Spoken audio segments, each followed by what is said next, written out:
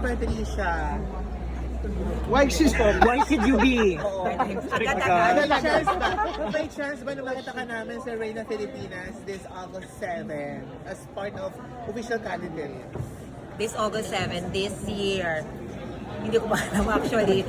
Kasi after I joined Miss International Queen Philippines and represented the Philippines last year sa Miss International Queen, sabi ko talaga, without knowing that na magkakaroon ng Reyna Filipinas or magkakaroon ng MJ All-Star, sabi ko, after I competed, after my reign as MIQ Philippines, rest muna sa pageant.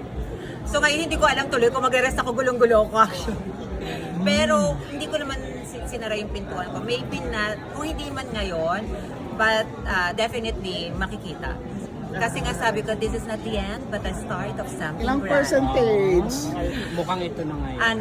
Ilan percentage? 50-50 muna. Nahanap muna ako ng financier. Charot. Basta ang sure lang, sasali ka, pero hindi pa sure kung this year, pero soon. Soon. Yan. Planuhin. Kasi gusto ko pag sumali ako, magbibigay na rin po ako ng effort. So gusto ko yung talagang ready na ako sa lahat ng tinatawag nating Lee. Financially, spiritually, mentally, emotionally. So dapat ready ako doon para yung ibibigay kong effort, no matter what, worth it lahat. Sa Pilipino, worth it ipakita sa Pilipino.